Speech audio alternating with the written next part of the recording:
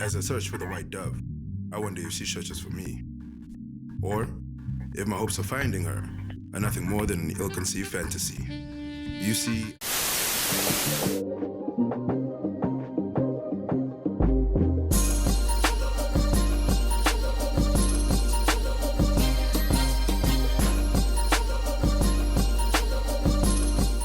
Salutations, mortals, and welcome to From the Jump. I'm your host, Oken, and today we have my favorite designer of all time. You heard me right, of all time. We have Tanya Turipamwe-Stro up in the house, ladies and gentlemen.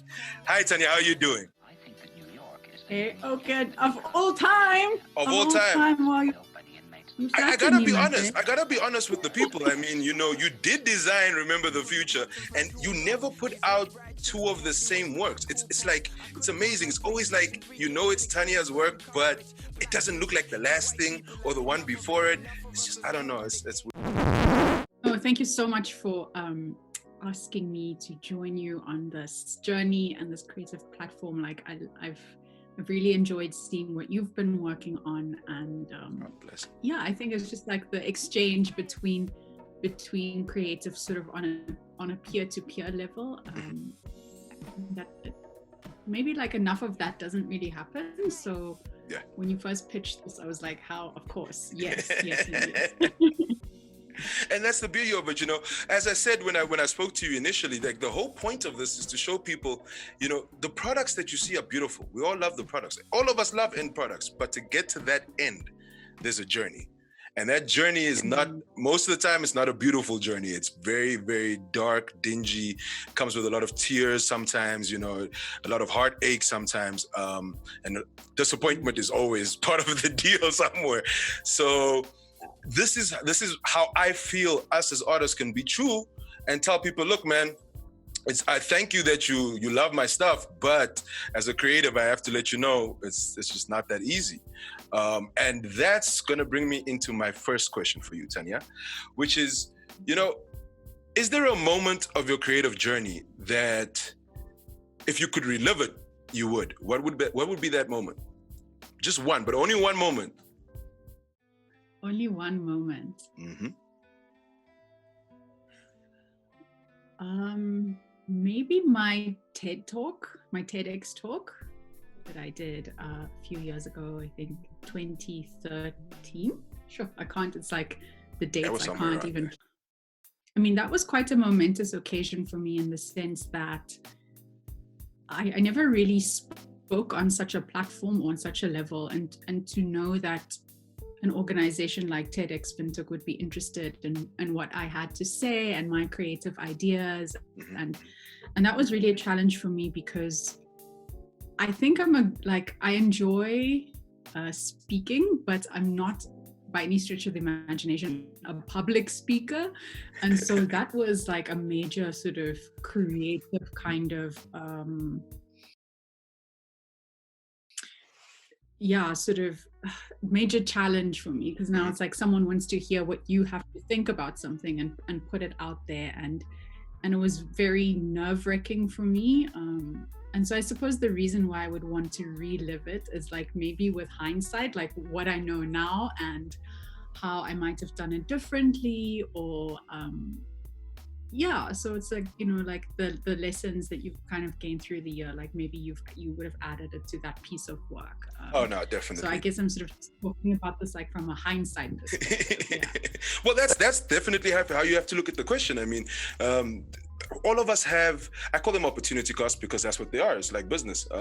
You know, you go for one thing, then something else doesn't happen, and you're like, but was that one thing that I did, was it worth reliving? Would I want to relive that one, or would I, you know? And that's what the question brings out, is those things in oneself where you just look back and you're like, man, a lot has happened, you know? A lot has happened. And that brings me to my next question, which it's not on the list. That's why I'm gonna look you straight in the face while I ask you this one. So I know that your creative journey has taken you to different parts of like industry, you know, from running or being part of the council that ran spoken word, to movies, to designing Daba, to I don't even know if I can mention all of them. I mean, didn't you win? You won awards as well. It's like I would like. So my question or statement would just be more or less, could you just give people a little bit more insight into how you went from like one to the other, to the other, to the other? Because a lot of these industries, even though they're kind of like, you know, family industries, they don't necessarily mean that because you're in this one, you're going to jump into this one, you know? Yeah, that's basically it. Sure. Oh, great question. I think I've always been a sort of a little bit of a polymath within the creative industries and the art space. So I've always had like multiple interests where creativity is concerned, and I respect different art forms for what they have to offer, you know, whether it's like you said, like spoken word, for example. I worked on the organizing committee for a very long time, and I loved that because it was really performance poetry and writing and creating a sense of community and popular culture. So it kind of has all of that wrapped up in it. And then, you know, I might have jumped into lecturing design, desktop publishing at the University of Namibia, which, you know, like that's a very separate space. Yep. So I enjoy the intersections of different disciplines and what they have to offer. And I suppose like that's why I've kind of gone from one creative space to the next and dabbled and explored them.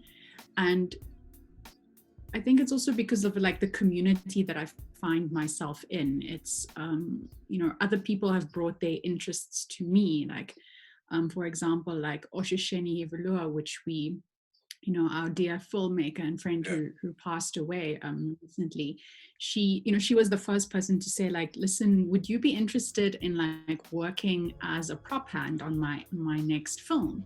And I said, you know, like, I know nothing about filmmaking. I know nothing about props, but, you know, I have a sense, like I have an aesthetic sense, and I think I have a sense of being able to organize things because I run a business. So, you know, and so that eventually got me into filmmaking, and, you know, now down the line I've like worked on a number of short films. So I guess to like explicitly answer your question is this idea of the intersectionality of creativity and what can happen in those spaces, and that you can learn something completely new from one skill set to another. Also, sorry, my dog just decided to walk in. So if you hear some snooping, dogs are cool. I got mine outside. I told them to relax, otherwise they don't get their treats later. Because, like, you know, we got to do the work. Before we go on, I would just like to say, you know, rest in power to Oshisheni. She was truly a force within our creative industries, and all of them, not just one industry. Like, she was just her power, energy, I mean, if you didn't get to experience it, it was truly one of the most magical things out there.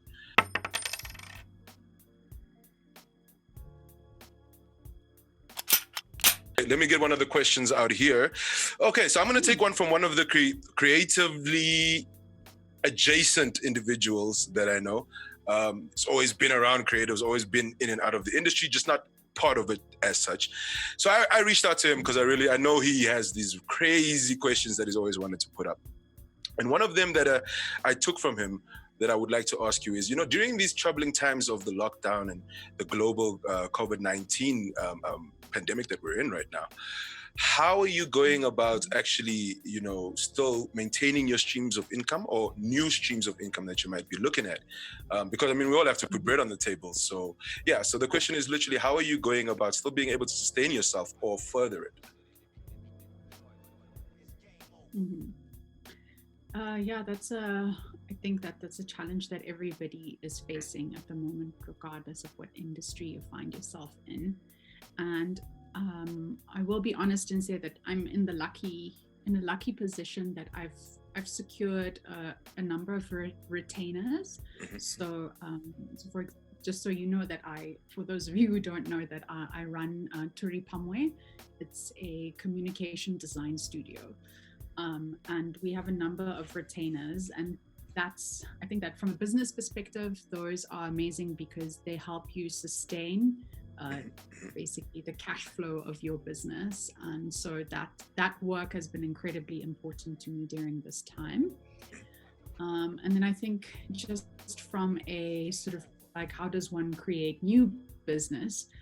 I think it's also to remain agile, and to be able to pivot very quickly. And I think that creatives, in a way, we have an ability to do that well, like to respond to the sort of the crisis and the situation in which we find ourselves. And for me, one of the ways is, and that's very much why I wanted to come also onto the platform that you're trying to create, is to share the knowledge that I have and the experiences, and to try and package in a way that it might be useful for someone else that would also like to learn how to design or run a creative business. So I'm really working on something in publishing, digital publishing at the moment. So, that's just taking my talents and my experiences and seeing where there is an opportunity, and then trying to, of course, like, how do I package that? So I'm also learning a new skill about how to put it together and make it useful. So, so I think COVID and the lockdown it's really challenged us in a way that, one, how are we, like you said, like how do we continue to produce work there where we can? And digital platforms have been so important for us as a company. And because we run a lot of our work in that space already, like we use online working spaces or, shared drives. And the nature of graphic design, it can sometimes be a very solitary activity in front of the computer. So by its nature, I think it just lended itself well to the circumstances. And then, just trying to like come up with cool ideas that we've thrown around between our team members to see like how can we actually make this into a viable product from which you can generate revenue. And that actually brings me to something that I love about, your studio, about Terry Palmer, is the constant collaboration that you guys have. I mean, it's your studio, but it's not a thing of like, I'm the boss, shut up, okay, fucking listen to me, and that's how it's going. It's like the collaboration that you guys have is literally a respect bound. I respect your opinion, that's why we work together, otherwise we wouldn't work together. So bring in your part, let's do the best that all of us collectively can do. Which brings me to my next thing. I'm a full believer, as you know, in collaborations. I truly believe we learn so much from them that we couldn't do on our own. But do you think that enough creatives in Namibia, and I'm talking all creative industries, whether it's film, whether it's poetry, music, art, whatever it is, theater, do you think enough creatives are collaborating with people outside of their small circles, their nucleus family, if you would, within the creative industry? Do you think enough people are venturing out? In a short answer, no. No, I don't think we are, but there where people are indeed doing it, I think you're seeing like some epic, inspiring, original work. And I think we, as Namibians, we find ourselves in an interesting space. And I mean, this is something that it's something that I explore in my work, and also something that I've touched on a lot in these types of conversations, is that we're a young identity, in terms of, we're a young democracy, we're a young country, and we have, I think creatives at the moment, like it's also like a young population, so it's like less than 7 or more than 70% of Namibia, I think, is under like sort of in a youth bracket. So there's amazing space and opportunity to explore collaboration and to be producing really interesting work that has a richness of influence because of the collaboration. Like Black Vulcanite, like that. That for me has been a really interesting collaboration. It's the three, like you, Mark, and Ali, like your styles, they're completely different styles, but together I think it just fused into this sort of new hip hop narrative that that just, it was featured on BBC, like it literally, you guys have done so much with the work that you've put out. And thank you. Yeah, sort of visually, like I got to work on the first album cover, and then Romeo did, which we loved. We loved your album cover, man. That one's Romeo's one. That one's Romeo's one. Yeah. Your one's on our 7-year anniversary T-shirts. The Black Vulcanite 7th anniversary T-shirts that are very limited. I don't even know how many are left. I know I have mine, and you have yours. Yeah. And I know Mark Ali, they took theirs, but we've sold so many of them. They're moving so fast that we don't really do reprints. So once this is gone, it's gone. When it all came about, and I don't think people understand this, like, it was literally just a conversation. Hey, Tanya, you're gonna do this? Okay, yeah, I'm gonna do this. Okay, cool. And then like, are we gonna actually make a group? Because how Black Vulcanite formed was also a collaboration. I got a phone call. Mark and Ali were already making music together because they were like, let's just make a small tape or whatever. And then I got a phone call when I came back from SA, and they were like, yo, man, come through, we need a poem. And then that became I Hope They Write. Mm-hmm. And we recorded it in May that year. So, and then it just kept, once we recorded that one and heard it, we were like, all right, maybe we should just have a group, right?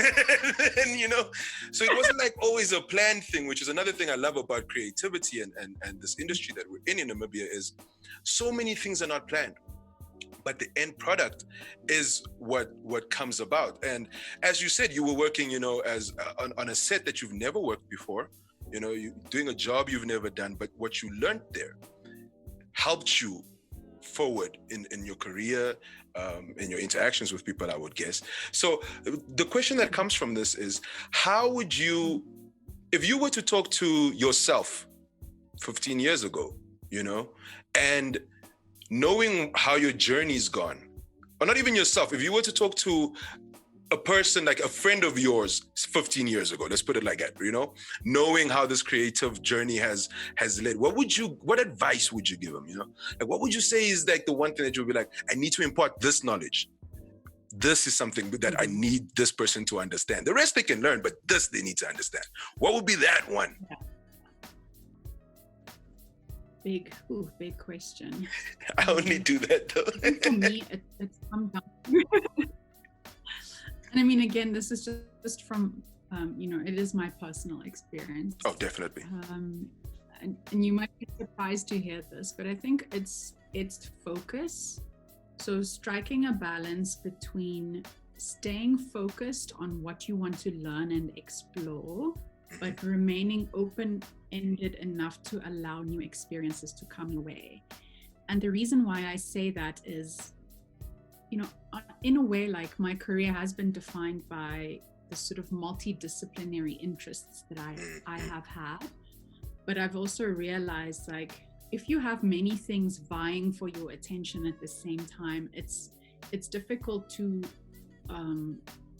really go like a laser and say, this is what I'm going for, and this is what I want, and this is where I want to find myself 15 years from now. And to say, to be able to like tangibly say, what are the outcomes that you would like from your creative journey or your creative experience. And I think in a way, like, again, and I bring this up because we've rebranded Turipamwe. So I'm really excited to share the new rebrand of the studio. And we've worked with a business coach, and I've actually worked with Marcy Maxim. She's a designer, so she has done the rebrand. But okay. Yeah, so I wanted to work with an independent designer on it. But yeah, so I think for young creatives, it's become clear on what it is that you're working towards, because it will help you remain focused in your creative decision making. And if you're clear about that, I think you can also become clear in establishing yourself as a professional or a brand or a known artist, because you're focused on what you want. Yeah. So that for me that's kind of like the mantra or whatever, if you will, that I'm going to take for the rest of I would have never expected that to be your answer, for real. I would be like, what? You're so focused. Like, what? What's going on over here?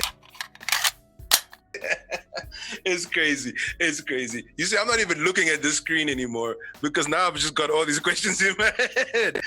Okay. Oh my goodness. Which one am I gonna go with? Damn.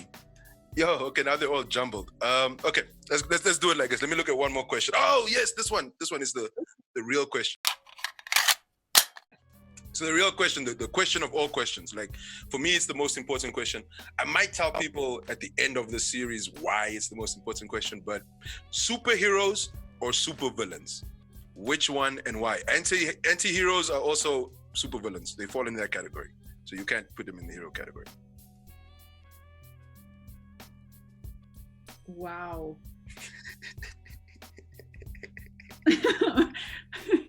Yo, that is a rough one.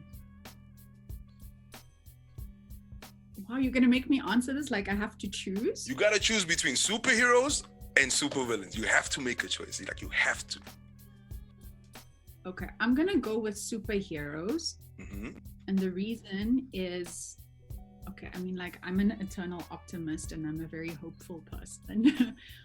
But I feel like heroes are, at least in my experience, they also conflicted, you know, they have conflicted experiences, and the learnings from their conflicted experiences, I think, is what makes them rise to the occasion. And yeah, I mean, guys, you need the good guys. That's a good answer, though. That's a really good answer. That's a really good answer. Even though the good guy is, yeah, it's like, they have struggles of their own, you know, like, although technically he's not a superhero, but yeah, I mean, let's not get into the... let's not get into the debating of that. We don't have enough time for that. Like, that can go on for hours, literally hours. So Tanya, you have street cred. As you once said on stage, I got my street cred after I designed Black Vulcanite's cover of their album, right? So, with your street cred, like, I know that people are always like, Tanya's so prim and proper, and like, you know, she's always just so well put together and she carries herself so well. What is your favorite hip hop song of all time? Like, of all time. What's that one motherfucking song that you're like, when this thing comes on, I lose my mind? Like, wait, now my dog is barking. It's okay, we're cool with the dog. We're dog people out here. Shoot, I'd have to go with Blackstreet. What is the title of the song? You gotta help me out here. No Diggity? Yes. That's a good choice, though. That's a really good choice. I mean, I think because oh, my dog. Sorry, guys. Just give her a moment. Yeah, the reason is, like, I think 6th grade, I remember, like, for the first time listening to hip hop. Because you were like, well put together, like the way that you describe me now with street cred. I went from quite a traditional sort of schooling environment to an international school. And I remember the first time I was like introduced to Nas and Tupac and Biggie and Brandy and Erykah Badu, and I'm like, God, like, where has this been my whole life? So I feel like that song, it just kind of defines the sort of formative years of my hip hop education. There we go. But it's a beautiful song. I mean, it is one, and that's why as soon as you said Blackstreet, I knew which song you were going with. I was like, I know which song she's gonna pick. And that brings me to something else. So Tanya, as I said, people understand that, you know, the product is beautiful. We love it. What is your most challenging aspect of creating? Like, what is the most challenging part of actually being able to put together or put out that beautiful product at the end of the day? I think striking a balance between the time that's required to do it, and the sort of the demand of my time on different aspects. So while I would like to really maybe work on a lot more creative projects, the reality is that I have a lot of things vying for my attention in terms of running a business or dealing with clients. So I suppose I wish I could just really dedicate a lot more of my time to my creativity to be able to practice it and understand how to work with it. But like time management is a major challenge for me, and just to know there are only so many hours, so how am I going to dedicate my time towards refining this thing that I'm working on? I suck at time management. I can tell you why. This meeting was supposed to be 20-something minutes, and I love it. We just keep going over the barriers. But that's not the problem. There was something else I wanted to ask you while I had it in my head while you were talking about time management. It's almost there again. And there we go. So the question is, right? I get that. That's what makes it very difficult to create, because for myself, as I said, time management wise, I just create. I don't look at the watch. And then when the watch problems happen, then people are like, but you were supposed to, I'm like, you should have called me and reminded me. So I would say the question is, what is that one thing that grinds your gears? Like, because as I said, the way you're known perception wise from people is Tanya's always so calm. Tanya, she's got like patience for days, but everybody gets pissed off by something. So what's that one thing that grinds your gears where you just like, I wish I could fucking tell people this, but you don't. You're just like, fuck it. Yeah. Shoot, I think thinking about what you're doing and not just sharing unconsidered work with someone else for you to review because you haven't thought about your own creative process. Like, I think that would translate to like sloppiness, maybe. Yeah. Like showing up like you don't care about what's about to happen. So that. I totally get where that comes from. That must have come from some of the poetry performances. I remember that shit was crazy. And my final question for you, Tanya, is of all of the creative things you've been in, besides your business, you can't use your own business though, all of the other industries you've worked across, right? If you were not doing design, which one would you be in?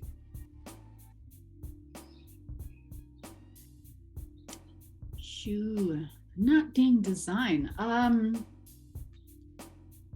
Education. Really? Creative education. Yeah. Actually, I could see you killing that, actually. Shit. Yeah, I think it's so like sharing what you know with people who also want to learn and be inspired. And man, I think Namibians, like, we just want to know like how to do things and to like share like the number of questions I get where people are like, but how, it's so it's a space that I'd love to get into more myself. So no, I could definitely see you killing that, like, for real. I mean, I've just knowing you, I've learned a lot of shit from design aspects to, like, that's why it took me so long. The wall across me has no artwork on it, just so anybody knows, because I'm like, man, how am I gonna do this? But if I do this interview and I don't have anything up, is Tanya gonna judge me? Like, what are we gonna? That's what you're thinking. I gotta make sure this thing's up. There's gotta be something to, like, at least draw people's eyes every now and then. And again, this is what I mean by people always thinking that there has to be a formal, like, as you just said, you get so many questions of like, but how? Sometimes you just need to be around the person and experience how. You have to go through the motions, because not everything can be explained down to a T so that somebody can actually pick it up. A lot of us do things because we do them, not because we know exactly how it's going to turn out. And that in itself for me is like, okay, how do we bring that realization to the rest of our creatives, And as you so brilliantly said, it's creative education. That's exactly how we do it. But do you really feel that enough people don't just want to be spoon-fed? that they're actually willing to make the sacrifices, go through the hardships of learning the different steps of something and how to do something, instead of just every time they need it done coming, hey, Tanya, how do I do this again? Tanya, how do I do this again? Tanya, how do you know, every single day. Do you think people actually want to know, or do they just want to be spoon-fed? That's the question. I think at least from the experiences that I've had within different spaces, you know, whether that's the studio space or the College of the Arts, there's definitely a sense of curiosity. You don't know what the final outcome is going to be, even though you might have like an inkling of it. Yeah. But you're willing to learn what you need to do in order to get there. And I think that that's also the beauty about the creative process. In that way. So, I mean, I've been in environments where people like they want to be given the answers, but I think that it's few and far between. I've had a lot more like positive experiences where people might, you know, their question might be very technical, like about a piece of software, or it might be a lot more like process related. Yeah. So, yeah. And I think also to be willing as someone who is imparting knowledge to also learn from the person who's asking the question from me. That's also been really rewarding for me. For example, we host a lot of internships. You know, if I look at the interns that have gone from our studio, like where they are now in their careers, or like the work that they're doing, I'm not going to say it's because of the internship. It's because of who they are and the work. It's because of the internship, Tanya. It's because of the internship. You gave them people the fucking tools.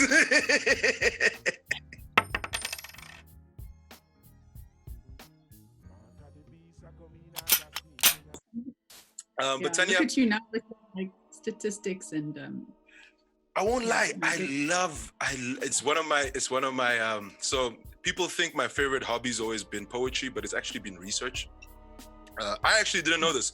My brother told me, we were having a conversation at one of my cousin's houses, you know, all creatives and like from everywhere, like crazy people. And the people were like, you know, but you've always been like, poetry's always been your thing. And, you know, and my brother's like, lies. That guy is addicted to research. And I was like, fuck, that's true. I do love research. Like, I really, really, really love research and like data analysis and all of that. It's like puzzle work. Like I've told you before, like I love puzzles. Yeah. Everything, if you see it as a puzzle, it's how it works. So Tanya, thank you so much for doing this. Please shamelessly plug yourself and your company right now to these humans. Right now. Okay, cool. I'm going for it. So Turi Pamwe is a visual communication design studio for responsible brands that want to amplify the work that they're doing and to share it with their community. So if you're looking for, I'm gonna put it out there, like I was like Africa, or should I say the world? The world. So, this is going online. For exceptional brand communication and brand design strategies, then hit your girl up. No doubt. Yeah. And I can vouch for the work, you know, firstly from the Black Vulcanite cover, secondly Black Vulcanite Entertainment, you did our letterhead as well. People don't know about that. So there's a lot of work behind the scenes, like, and this is it, you know, it's like those things where you're like, Tanya, like, can you help me out? And you're like, yeah, I can, because it's a Black Vulcanite thing. I love fucking Black Vulcanite, you know, and that's the thing that I'm also trying to get at is, as creatives, we shouldn't always be about, no, I need you to do this for me so that I can do this. If you enjoy the people's work, you know, I've charged a lot for me to perform a poem or two or three. But if you were to ask me, Nico, I'm doing this, we're having a rebranding party, can you please come and perform? I'm like, fuck yeah. I'm not gonna charge you for that. Wait, just okay, I won't charge you though, but yeah, no, I mean, if it's something that I mess with, which was the same thing that you did, exactly what you did. If as a creative you mess with these people's things, it's something that you fuck with, then why would you be like, no? Yeah, no, thank you so much for this. I appreciate it. And I can't wait to see it live and out there and look at the rest of the series and who you had a chance to speak to and learn from. Yeah, no, it's gonna be crazy. I won't lie. Actually, thank all of you, because like I didn't even know who was gonna say yes, who was gonna say no. And then when I saw the number of people that said yes, I was like, damn, how am I gonna record all of this? That's a lot of people. So like, we're gonna have a couple of seasons and everything, you know. You are in season 1, don't worry. This is currently season 1, for all those that think this isn't season 1. This is season 1 of our lockdown special. As I search for the white dove, I wonder if she searches for me.